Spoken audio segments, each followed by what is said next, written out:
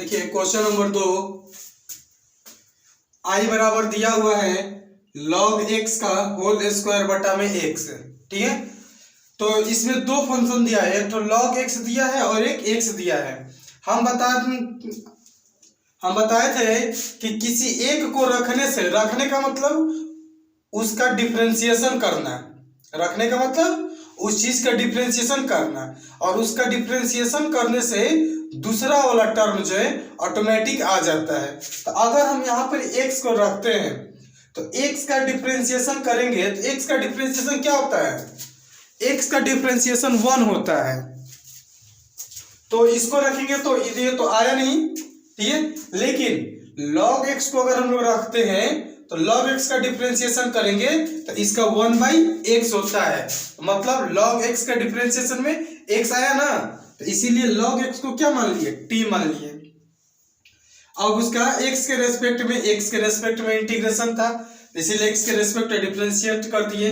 तो log x का हो गया 1/x, इधर हो गया dt/dx। तो हम लोग जानते हैं कि जो पुट करते हैं उससे हम किसका वैल्यू निकालते हैं, dx का वैल्यू निकालते हैं। किसका वैल्यू निकालते हैं, dx का। तो इसको क्रॉस मल्टीप्लाई कर दिए तो एक में dx किए तो dx, इधर गया तो कितना हो गया, x dt हो गया। फिर उसके बाद में इधर आते हैं, अब dx निकालने के बाद क्या करते हैं, i बराबर इंटीग्रेशन log x को क्या माने हैं, t, तो t स्क्वायर, अब बटे में x का x हो गया, और dx के जगह पर कितना है, तो x dt है, तो x dt लिखे। इस x से ये x क्या हो गया, कैंसिल हो गया, तो बच गया t square dt। t square हो गया, t स्क्वायर का क्या होता है, हम जानते हैं कि x के पावर n dx का फॉर्मूला क्या होता है इंटीग्रेशन में, पावर में एक बढ़ जाता है, ठीक है ना। तो n+1 बटा n+1 होता है प्लस c। तो उसी तरह से यहाँ पर कितना है, t के 2 है तो एक बढ़ा दीजिए पावर, और उतना ही नीचे में कर दीजिए। जहां से इंटीग्रेशन का यूज खत्म होता है, फॉर्मूला अप्लाई होता है, वहीं से c लिखाना स्टार्ट हो जाता है, प्लस c।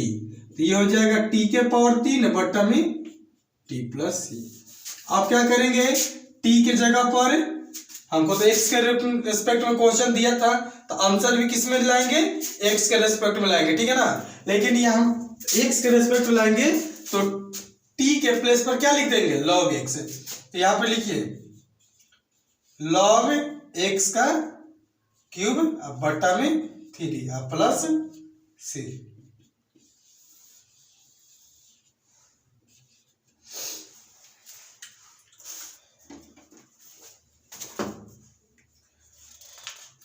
यह था हमारा दूसरा क्वेश्चन।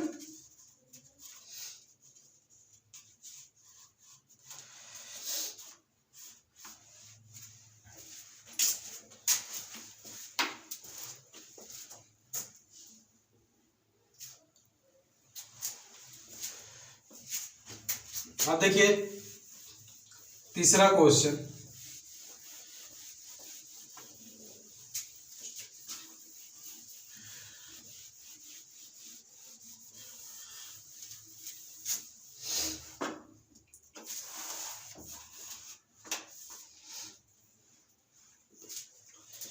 तीसरा क्वेश्चन है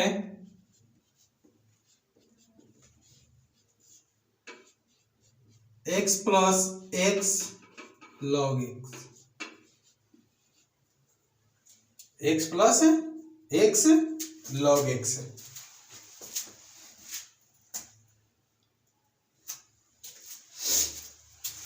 यहां देखिए इस वाले टर्म में भी x छिपा है, इसमें भी क्या है, x छिपा हुआ है, और इस वाले टर्म में भी x छिपा हुआ है। तो हम क्या कर लेते हैं, x कॉमन कर लेते हैं, ठीक ना। तो देखिए यहां से हमें x कॉमन कर लेते हैं, तो यहां पर बच गया 1, ऐसे बच गया log x, ये हो गया dx। अब देखिए x को रखेंगे तो ये वाला और ये वाला दोनों टर्म नहीं आ सकता है, लेकिन इसको रखेंगे तो ये हमारा 1/x आ जाएगा। तो हम लोग क्या करेंगे, इसको पुट कर लेते हैं, पुट 1 प्लस log x बराबर t।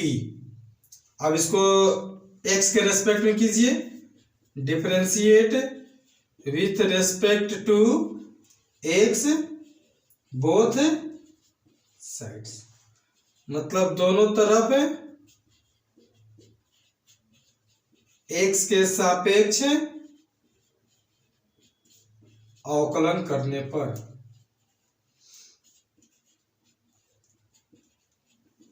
तो सब सारे टर्म में डी डी एक्स लगा दीजिए, इसमें भी log x है तो इसमें भी डी डी एक्स लगाइए,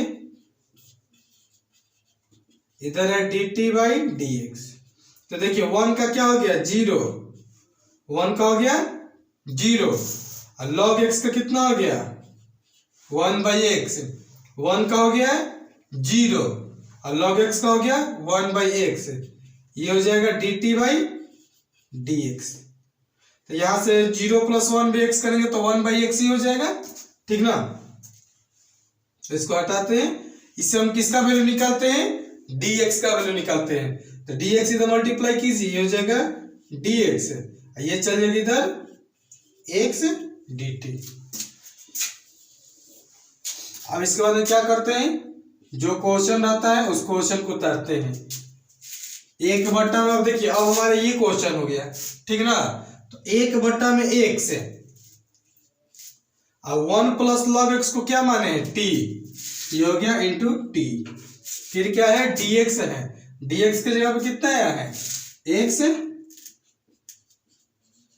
dt।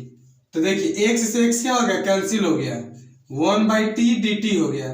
1 बाई टी का क्या होता है log t प्लस सी, log का log t के प्लेस पर t का वैल्यू जो पुट किए थे उसको रख देंगे, तो 1 प्लस log x, यही t के जगह पे t के प्लेस पर 1 प्लस log x पुट किए थे, तो t की जगह पे हो गया 1 plus log x।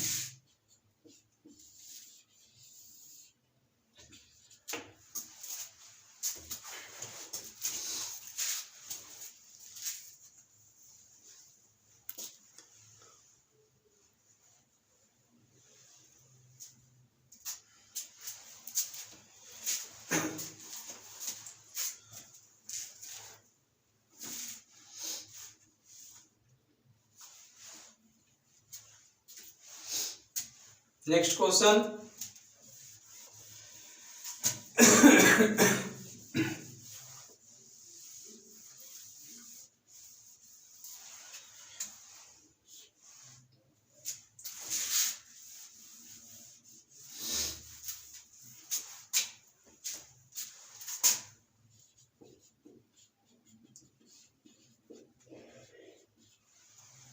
Sine x into sine cos x dx। देखिए किसी एक को रखने से दूसरा कैंसिल होता है, ठीक है ना। तो यहां देखिए साइन को अगर रखेंगे तो साइन का डिफरेंशिएशन क्या होता है cos, cos आ गया, लेकिन यहां पर साइन ही पुट होगा क्योंकि यहां पर cos जो है एंगल में दिया हुआ है, ठीक है ना। इसलिए हमेशा याद रखिएगा कि जो क्वेश्चन एंगल में दिया रहता है, कोण में दिया रहता है, हमेशा उसी को पुट करते हैं। ज्यादातर केस में जो है जो कोण दिया रहता है एंगल में उसको पुट करते हैं। तो cos को पुट करेंगे तो cos का डिफरेंशिएशन में साइन होता ही है, ठीक है, चाहे प्लस में के या फिर माइनस में, लेकिन साइन आता है। तो याद रखिएगा हमेशा कि अगर इस टाइप का क्वेश्चन कहीं भी आता है तो जो कोष्ट में जो कोण होता है, ठीक है ना, एंगल होता है, उसमें के अंदर में जो रहता है उसी को हमेशा पुट किया जाता है। तो यहां देखिए पुट कीजिए, पुट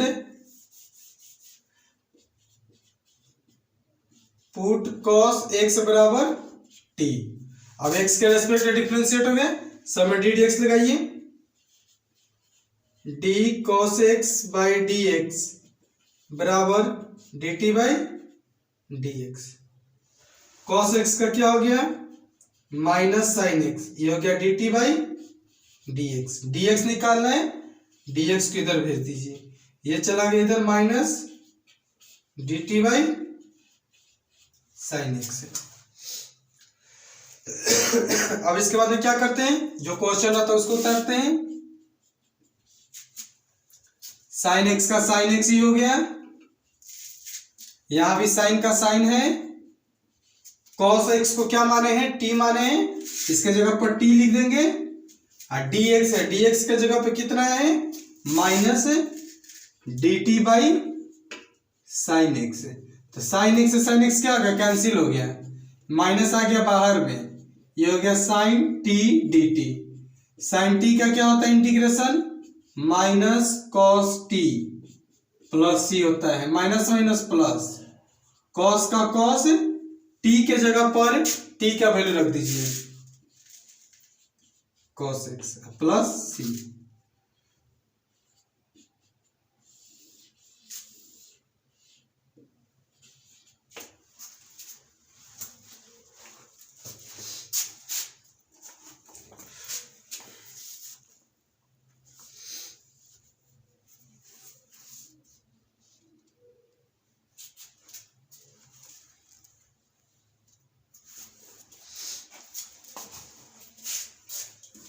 नेक्स्ट क्वेश्चन,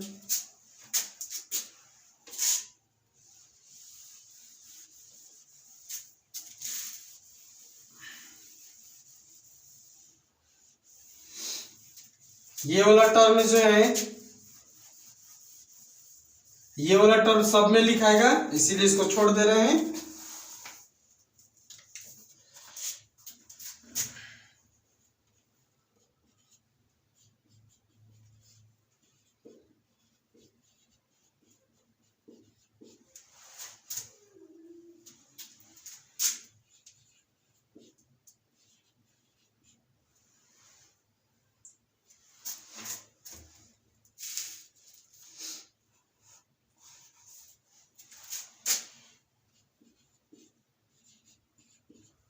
देखिए एक साइन में और एक कॉस में है, तो देखिए अगर हम इसमें 2 से मल्टीप्लाई कर दें, 2 साइन ए एक्स प्लस बी, 2 साइन ए एक्स प्लस बी, 2 से हम मल्टीप्लाई किए तो 2 से क्या कर देंगे, डिवाइड भी कर देंगे, ताकि हमारा क्वेश्चन बैलेंस में बना रहे।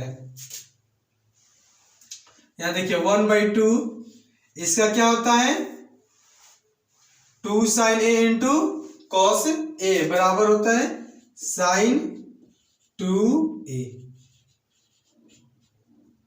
साइन 2a, ठीक ना।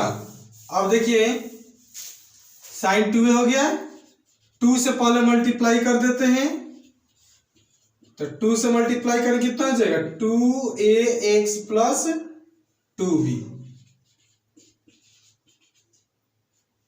अब इसका इंटीग्रेशन तोड़िए, साइन का इंटीग्रेशन क्या होता है माइनस कॉस होता है, तो 1/2 इसका माइनस कॉस